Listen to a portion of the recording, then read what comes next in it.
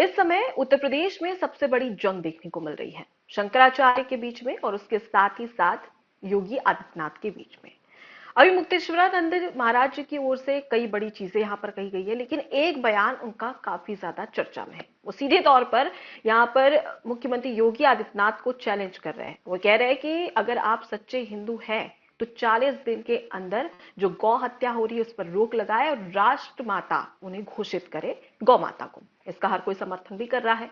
लेकिन वहीं पर अगर योगी आदित्यनाथ की बात करें तो वो सीधे तौर पर और मुक्तेश्वरानंद महाराज जी को कालनेमी बता रहे हैं। मतलब एक जंग देखने को मिल रही है दोनों के बीच में, और वही पूरे देश में चर्चा का विषय है। अब गौ माता, राष्ट्र माता को लेकर एक मुझे अटल बिहारी वाजपेयी की याद आ गई। 2003 का समय था जब अटल बिहारी वाजपेयी देश के ऐसे पहले प्रधानमंत्री थे जिन्होंने ये बिल सदन तक पहुंचाया कि भाई जो गौ हत्या हो रही है उस पर प्रतिबंध लगना चाहिए और गौ माता को राष्ट्र माता घोषित किया जाना चाहिए, जिस पर अगर कोई भी इस तरीके के हथकंडे अपनाता है, गौहत्या करता है, तो उस पर कड़ी कार्रवाई होगी। अब ये जब बिल सदन में रखा गया तो उस दौरान एनडीए गठबंधन की तमाम जो गठबंधन की अलग अलग पार्टियां थे उनमें कई सारे विरोधाभास की स्थिति देखने को मिली। सुबह पटल पर रखा और शाम तक अटल बिहारी वाजपेयी ने मजबूरन इसे वापस ले लिया। अब इस बीच में ममता बनर्जी का एक बयान काफी ज्यादा वायरल होता है, जिसमें खुद ममता बनर्जी कहती नजर आती है कि भाई गौ मांस खाना तो मेरा मौलिक अधिकार है। जब उनके पत्रकार ने पूछा कि भाई आप तो ब्राह्मण है ना और आप ही कह रहे हैं कि गौमांस खाना मेरा मौलिक अधिकार है, तो फिर ये कैसे तरीका हुआ, जिस पर वो कुछ जवाब नहीं दे पाती है। अब देश भर में इसी पर सियासत खूब देखने को मिली। अब समय बीता धीरे धीरे और अब अगर देखा जाए तो एक बार फिर से वही मांग शुरू हो चुकी है कि भाई गौ माता को राष्ट्रमाता घोषित किया जाए। अब इसे लेकर आपकी क्या राय है, और साथ ही साथ अगर हम बात करें शंकराचार्य वर्सेस योगी आदित्यनाथ, तो इस पूरे घमासान को लेकर आप क्या सोचते हैं? मैं आप तो पहले तो बहुत बहुत धन्यवाद। आपने बहुत अच्छी जानकारी दी हमारे दर्शकों को पूरे गौ माता के प्रकरण में। अब मैं एक बात बताना चाह रहा हूँ, जो मैं देख रहा हूँ खूब सियासत से लेकर सोशल मीडिया तक जंग चल रही है। शंकराचार्य जी का काम राजनीति करना नहीं है, शंकराचार्य जी को अपनी हम्म। भक्ति करना चाहिए, ये असली से नहीं है, ये न्यासी नहीं है, तरह भर की बातें चल रही हैं। अब मैं इन बातों को एक सिरे से खारिज करूंगा। किसे कोट करके? उत्तर प्रदेश के मुख्यमंत्री योगी आदित्यनाथ जी को कोट करके। 2017 में जब उत्तर प्रदेश के मुख्यमंत्री बने योगी आदित्यनाथ, तो उन्हें भी इस तरह के खूब सवालों का सामना करना पड़ा कि अरे आप तो एक सन्यासी हैं, आप क्यों हिंदू मुस्लिम की राजनीति करते हैं, आप क्यों माफियाओं की बात करते हैं, आप क्यों दंगाइयों की बात करते हैं। तब योगी आदित्यनाथ जी ने क्या जवाब दिया था, मुझे लगता है उन तमाम लोगों को सुनना चाहिए जो आज शंकराचार्य जी के खिलाफ खड़े हुए हैं और जो शंकराचार्य जी से कह रहे हैं कि आप राजनीतिक बातें मत कीजिए। योगी आदित्यनाथ ने यह जवाब एक मुस्लिम दर्शक को दिया था और उन्होंने कहा था कि शायद आपको सनातनी सन्यासी परंपरा का आभास नहीं है, ज्ञान नहीं है। जो सनातनी सन्यासी परंपरा है वो जितना सनातन के लिए खड़ी होती है उतना ही राष्ट्र के लिए भी खड़ी होती है। ये उनका जवाब था कि जो भारत के साधु होते हैं, जो भारत के सन्यासी होते हैं, उनका ये कर्तव्य होता है कि समय पड़ने पर वो शास्त्र भी उठाते हैं और जरूरत पड़ने पर शस्त्र भी उठाते हैं। ये मेरा बयान नहीं है, योगी आदित्यनाथ जी का बयान है। तो पहले इन लोगों को सुन लेना चाहिए जो कह रहे हैं कि शंकराचार्य जी राजनीति कर रहे हैं, और अगर वो राजनीति कर भी रहे हैं तो ठीक है।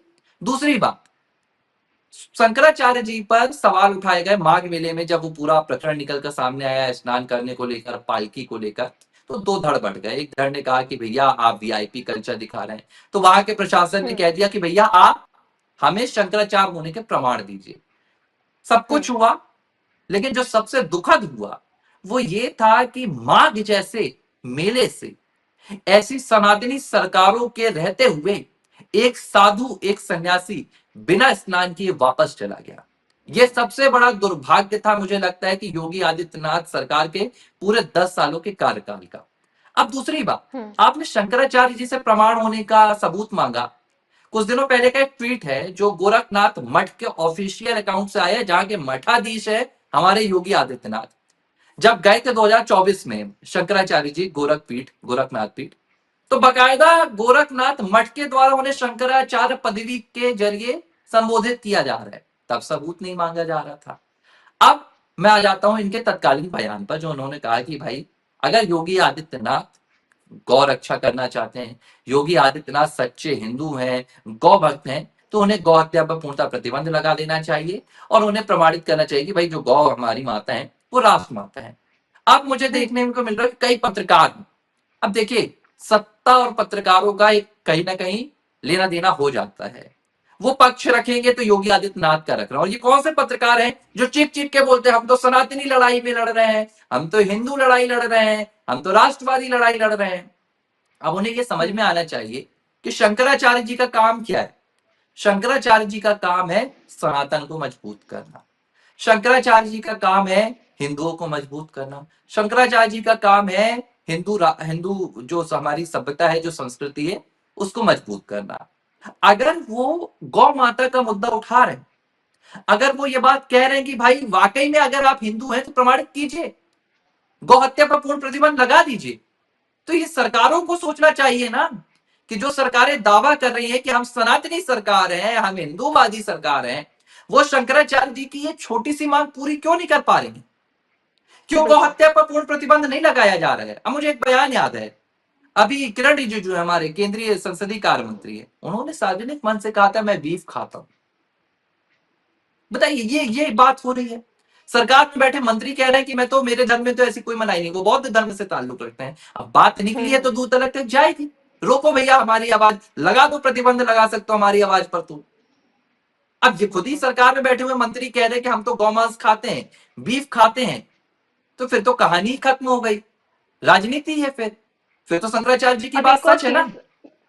एक और चीज यहाँ पर कि जैसे उत्तर प्रदेश की बात हो रही है, तो मैं एक और जिक्र और आंकड़ा रखना चाहती हूँ अपने दर्शकों के सामने कि भाई बीफ एक्सपोर्ट में, मतलब गाय के, भैंस के जो मांस एक्सपोर्ट किया जाता है उसमें सबसे टॉप पर है उत्तर प्रदेश। मतलब 40% जो एक्सपोर्ट किया जाता है वो बीफ, वो उत्तर प्रदेश से ही एक्सपोर्ट किया जाता है, दूसरे देशों में भेजा जाता है। तो मतलब एक तरफ अगर हम बात करें तो उत्तर प्रदेश में मुख्यमंत्री योगी आदित्यनाथ, यहाँ पर योगी की बात करें तो योगी आदित्यनाथ की सरकार है। दूसरी ओर केंद्र में भाजपा की सरकार है जो हमेशा से हिंदुत्व के लिए खड़ी रही है, ठीक है। लेकिन उन्हीं की सरकार में डबल इंजन की सरकार की बातें कही जाती है। लेकिन डबल इंजन की सरकार में इस तरीके की चीजें गौ माता के साथ क्यों हो रही? मतलब गाय जिसे हम माता का रूप मानते हैं और कहते हैं कि जो हिंदू देवी देवता है, जितने भी हिंदू देवी देवता है, उन सभी का वास गाय में होता है। मतलब गाय हमारे लिए बहुत पवित्र है, इसलिए हम उन्हें, जैसे राष्ट्र माता होती है वैसे ही गौ माता होती है। तो फिर दिक्कत क्या है? डबल इंजन की सरकार है भाई। अटल बिहारी वाजपेयी तो उस समय समझ में आता है कि भाई उस समय बहुत सारी परेशानी थी, गठबंधन की सरकार थी, कई सारी चीजें थी, उतनी परिपक्व नहीं थी जितनी आज मोदी सरकार है। मोदी सरकार जब विदेश में जाकर दो देशों को लेकर बड़े एक्शन ले सकते हैं, ट्रंप को आईना दिखा सकते हैं, तो फिर भारत में क्या दिक्कत है? भारत में क्यों गौ माता को राष्ट्र माता घोषित क्यों नहीं किया जा रहा है? क्योंकि देखिए मोहन जी, कई सारी वीडियोस हम देखते हैं सोशल मीडिया पर, बेहद आहत करने वाली रहती है कि कहीं पर उनको ऊपर से नीचे छोड़ दिया जाता है जेसीबी के माध्यम से, कहीं उन्हें काटा जा रहा है, कटा हुआ सिर दिख रहा तस्करी है, चल रही बहुत सारी है, सब कुछ तस्वीरें चल हैं। रहा है, बूचड़ खाने, तस्करी चल कसाई रही है खाने जा बहुत रहे हैं। गलत तरीके से। हाल ही में मध्य प्रदेश के भोपाल से भी एक मामला सामने आया था जहां पर समझ में आ रहा था कि किस तरीके से एक ट्रक, जो हिंदू रक्षक लोग रहते हैं, हिंदू संगठन है, उन्होंने एक ट्रक पकड़ा जिसमें गौ माताओं को ठूस ठूस कर, जैसे कचरा भरते ना उस तरीके से ठूस ठूस कर भरा था। तो ये सोच सकते हैं कि आज कितनी दयनीय स्थिति है, मतलब ये क्यों हो रहा है? तो इस पर क्यों डबल देखिए इंजन की सरकार एक्शन नहीं ले रही है? मैं तो सीधे तौर पर एक बात बोलूंगा, इस बारे में कोई दो राय नहीं है कि पिछले 10 सालों में जी। इस सरकार ने जो हिंदुओं को मजबूत करने का काम किया है वो काबिले तारीफ है।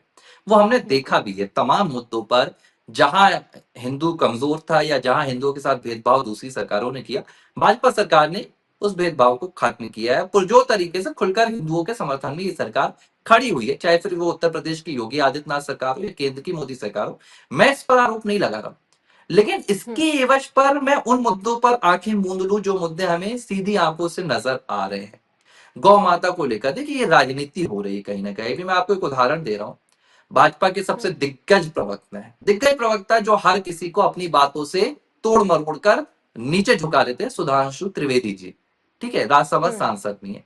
एक कार्यक्रम में गए हुए थे, उनसे पूछा गया कि भाई जो नॉर्थ ईस्ट में गाय होती हैं वहां तो उनको काटा जाता है, गौ माता का मांस भी खाया जाता है, तो उन्होंने क्या कुतर्क दिया? उन्होंने कहा कि वो विदेशी गाय होती हैं, वो विदेशी गाय होती हैं, और हम जो देशी गाय होती है ना उन्हें गौ माता मानते। तो मैं उनको ना यहाँ से प्रणाम करना चाहता हूँ कि पार्टी के हित में उन्होंने अपनी हिंदूवादी छवि को जो सीधे तौर पर शहीद किया है, जो बलिदान दिया है, तो इसके लिए वो प्रणाम करने के लायक है कि सुधांशु त्रिवेदी जी, आप इतने सच्चे भारतीय जनता पार्टी के सेवक निकले कि आपने अपने अंदर के बैठे हुए हिंदुत्व को सीधे तौर पर चोटिल कर दिया, लेकिन आप पार्टी के खिलाफ नहीं गए। अब ये देखिए, ये गायों पर फर्क निकाल रहे हैं, ये कह रहे हैं कि वो विदेशी गाय है, ये देसी गाय है, ये विदेशी है, ये देसी है, ये इनकी गौ माता के प्रति भक्ति है। अरे भैया, गायों की कितनी नस्लें होती हैं। अब आप कहोगे कि नहीं भैया, ये जो ये वाली नस्ल होती है माता, हम इसे ही मानेंगे, जर्सी को हम माता नहीं मानेंगे। ये तो बेवकूफपन हो गया ना, कहीं ना कहीं जनता को भ्रमित करने वाली बात हो गई। तो जो स्वामी शंकराचार्य अभिमुक्तेश्वरानंद सरस्वती, देखिए वो एक साधु है, वो एक सन्यासी है, वो एक संत है, वो शंकराचार्य है। उनकी प्राथमिकता तो हिंदुओं को मजबूत करने की है, सनातन को मजबूत करने की है। और जब तक गौ माता पर हो रहा अत्याचार इस देश में नहीं रुकेगा, सनातन मजबूत नहीं होगा। अब मैं इन बातों पर थोड़ा सा जरूर वो नहीं कहूंगा कि 40 दिन में अगर योगी आदित्यनाथ ने ये नहीं कर दिखाया तो वो सच्चे हिंदू नहीं। ये थोड़ा सा एक आक्रोश है, संतों में आक्रोश होता है। देखिए, वो एक ऐसा जीवन जीते हैं, निस्वार्थ जीवन होता है। और जब आप निस्वार्थ जीवन जी रहे हैं, आप अपने लिए नहीं लड़ रहे। शंकराचार्य जी की अपनी व्यक्तिगत कोई लड़ाई नहीं, उनका कोई परिवार नहीं है, उनकी कोई व्यक्तिगत जिंदगी नहीं है, और उसके बाद भी चीजें आपके अनुकूल नहीं होती, प्रतिकूल जाती हैं, तब ये आक्रोश होता है और ऐसे बयान आक्रोश में आ जाते हैं। लेकिन ये बात एकदम सच है कि शंकराचार्य अभिमुक्तेश्वरानंद सरस्वती गौ माता के अधिकारों के लिए सतत लड़ाई लड़ रहे हैं, और जो कोताही सरकारों के द्वारा बरती जा रही है वो सार्वजनिक है, वो किसी से छिपी नहीं है। एबीसी हिंदी न्यूज, आज ही जुड़िए हर खबर के साथ